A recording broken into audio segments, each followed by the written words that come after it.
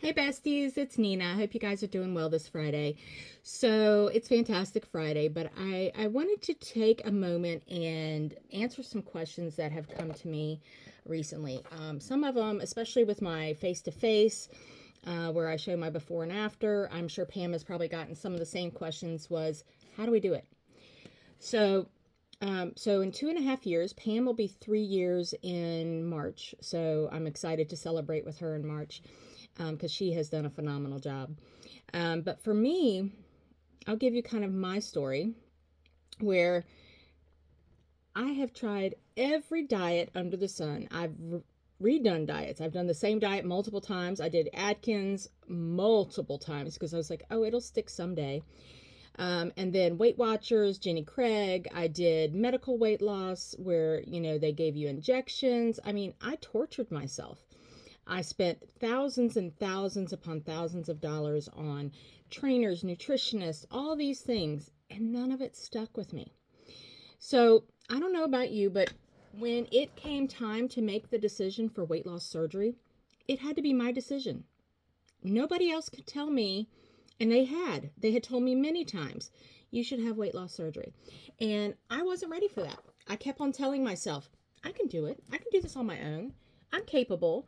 I've got the means. I know I'm very educated. I know how to, follow instructions. I know how to follow rules, things like that. No, didn't work. It would work for a time.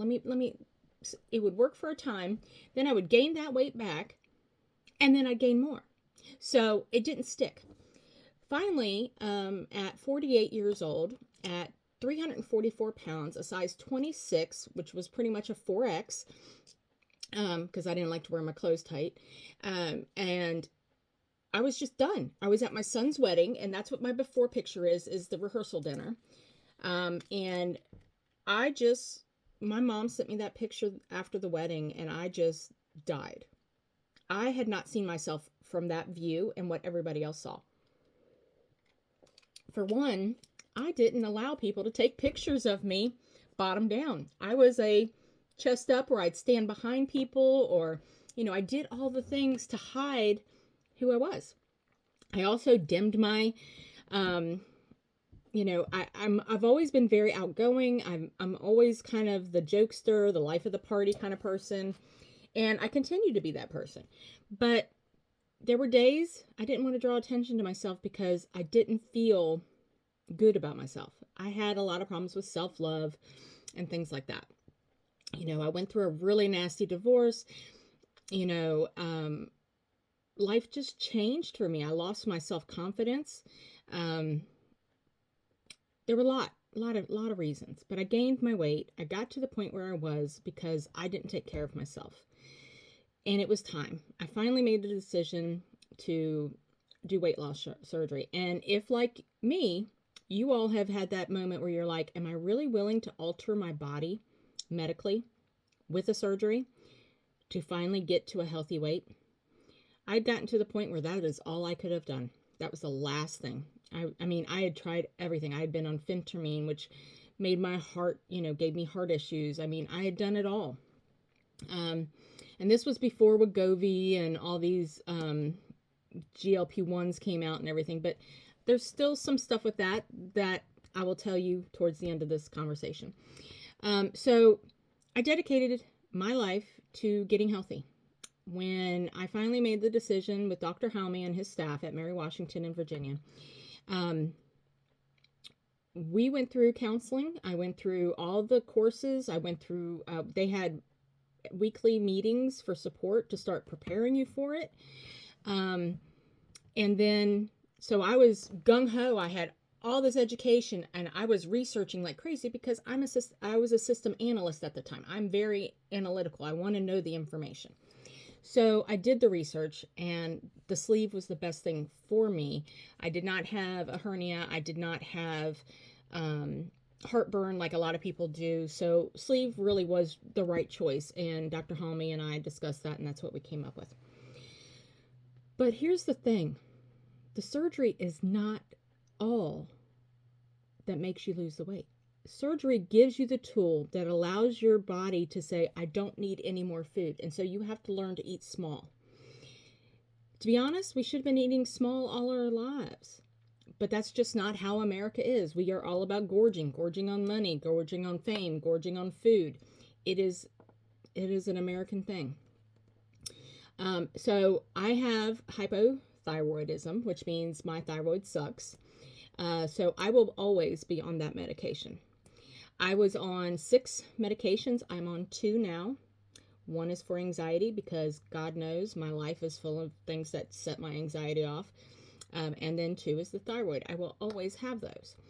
But I made a commitment, and you, I assume, have done the same. But you have to do the follow through. So what is it that it takes to lose the weight and keep it off?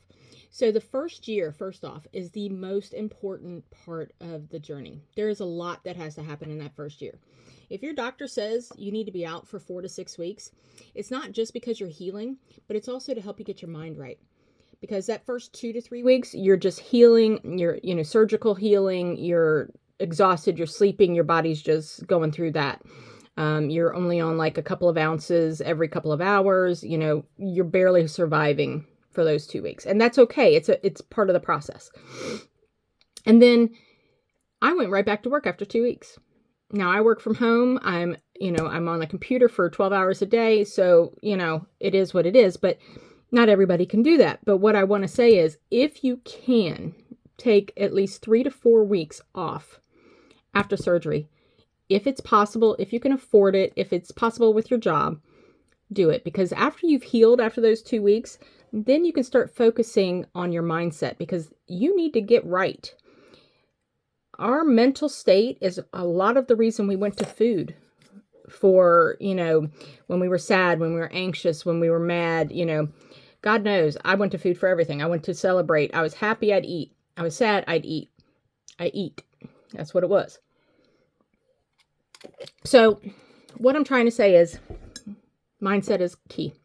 I started journaling, and I was never one that journaled my food. So Pam and I were very different. One of these days we will sit there and have a, what did you do versus what did you do? But I did not do any food journaling for quite a while because I was like, well, my body can't take it in, so I'm not worried about it. Well, the problem is that you start to realize you're taking in things you shouldn't. So for those people that like to say, when can I have bread? When can I have pasta? When can I have pizza? So here's the thing. If you are really committed to this, you're not worried about that. You'll get to it when you get to it. If you are really committed to the health and well-being of your body and your life, you're not going to care about that. You're going to eat to live and not live to eat. We have to quit eating to fill the voids. Okay? So that's where mindset comes in. If you need to talk to a therapist, go to a therapist. It's great if you can find a bariatric one. I actually have a link, which I will post later this weekend, for bariatric therapists. Do I say you need one? No, I'm just saying if you're struggling, you might just need somebody to talk to that has the knowledge of how to help you. Okay. The other thing is stick to the plan. Your doctor gives you food stages for a reason. So remember, you just had surgical alteration to your body, not only the outer body, but your stomach, whether you had a bypass, a SATI, the duodenal switch, the VSG, which is the sleeve, whichever you had, you altered your stomach. Your stomach has to heal. So when you were on full liquids, it's because if you eat any solids, it's likely to burst your stitches. Can you imagine on the inside of your body that your stomach bursts open and what can happen? Yeah, it's not pretty. Okay. The reason you can only drink 2 ounces at a time the first 2 weeks is the amount that it can take. When you first come out of surgery, your stomach is this big. Okay. It went from this big to this big. It's just kind of an idea. It may be bigger and but you have to do the stages. So when they say liquids for 2 weeks, then mush, pureed foods for 2 weeks, then soft. Then you can start eating light foods that are, You're going to have to figure out what you can eat, because not everybody can heals the same way. Not everybody can have, I mean, Pam went a whole year without eating red meat. You know, her body just wouldn't digest it. So you have to figure out your healing process, but you have to stick to the plan. If not, then why did you take this? Why did you take this route? Because you have to be committed to do this. So what I'm trying to say is, how did I get there? I followed the plan. I educated myself. I reached out for help when I needed it.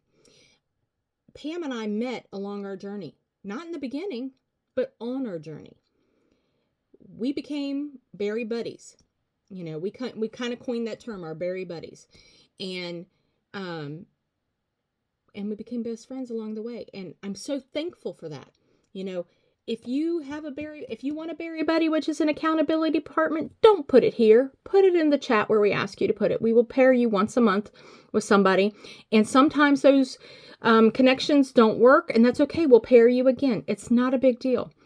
But how did I do it? I stuck to it.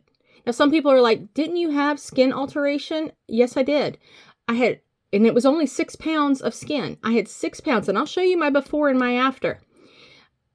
I had 6 pounds of skin removed. While it didn't make a huge difference in how I look, it made a huge difference in how I feel. And that was a personal choice that I made, because I did not like how I felt.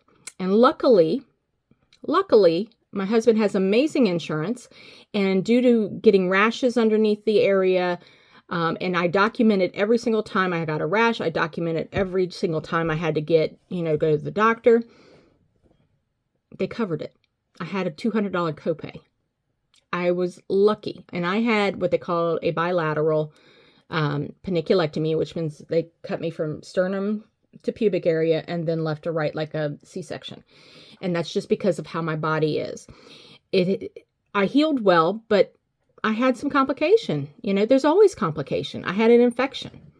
Was it the doctor's fault? No, it was my damn dog's fault, because her dog hair got inside my wound. It happens. So again, how did it happen? I stuck to the plan. I made a plan. I wrote down each month what I wanted to accomplish that month. I wanted to lose 5 pounds. I wanted to start walking. I wanted to start lifting weights. You know, make a plan, because if you don't make a plan, you'll plan to fail. I mean, without a plan, you will likely, and I'm not saying you will fail, because some people are lucky like that, but I'm just saying, if you don't stick to some kind of plan, you're just kind of out there in the wind, just like when we did Weight Watchers and all these other things. A plan is a goal, but that's written down. Okay. I don't like to use resolutions. I don't like to use, those key phrases that everybody likes to put out there, because it's about you and your journey. My journey was very different than Pam's. We did things very differently, but yet guess what? We got to the same results. She's lost 76 pounds. I've lost 164. She started at a much higher weight than I did. So she's coming down at the same level that when I mean level, it's happening at the same time. We lost, and we also had plenty of plateaus. Oh my gosh. I had an 8-month plateau with a 2.5 years. 8 months. A lot of people would give up. I didn't. Thank God that I had Pam. Thank God I had my husband. Because if I didn't have those two people in my life, I would have given up. And I would have been back to where I was. Probably bigger. And I was headed into a wheelchair. There is no doubt. I had back, knee, and foot problems constantly. And now I can exercise. I can wear very comfortable clothes. I wear cute clothes now, which is, a thing. But I also just feel good about myself. I'm 50 years old now. I have grandchildren. I have hopefully future grandchildren that are still, to be coming. I want to enjoy my life, and I couldn't have done it before because I was in such misery. And I know a lot of you were too. And all I'm trying to say is if you stick to the plan, if you do what you're supposed to, if you have a protein forward meal every time you eat, which means you eat the protein first, the vegetables, and as you pass the 1 year mark, you can add a couple of carbs in, but nothing major until you get to goal. And if you stick to the plan, it's going to work. So just stick to it. You got it. It's attainable. Because guess what? I hit my goal. I got down to 190, and then I had my surgery. I got as far down as 185, and now I'm at 189. My doctor said I probably float between that 180 to 190, and so I'm happy with that. It's hard to get into maintenance, I will tell you that, because once you get there, it's almost like the green card to go. And I will tell you, the first couple of weeks, I ate things I hadn't had in forever, and I shouldn't have had them. So the whole term about if you eat something bad, make the next bite a berry bite, is because a berry bite is a bariatric forward, which means it's protein first. And if we live with that, if we make a mistake and we eat protein after we've made a mistake on food, we're most likely to keep on. If we wait till tomorrow to have a protein and how we're supposed to eat as bariatric patients, then tomorrow never comes. And then you keep gaining and gaining again. So will we gain weight during our process? Absolutely. Once we get to maintenance, will we gain weight? Likely. But as long as we know how to do it, if we have a plan, we will be able to keep it off. Okay, so I gained 10 pounds. Guess what? I know what I need to do because I had a plan. Go back to your plan. You'll be great. That's how we keep it off on the long term. So guys, I am off my soapbox now. I had a couple of things that I saw on our page, and I just had to address it. And I hope you guys have a wonderful weekend, and take care.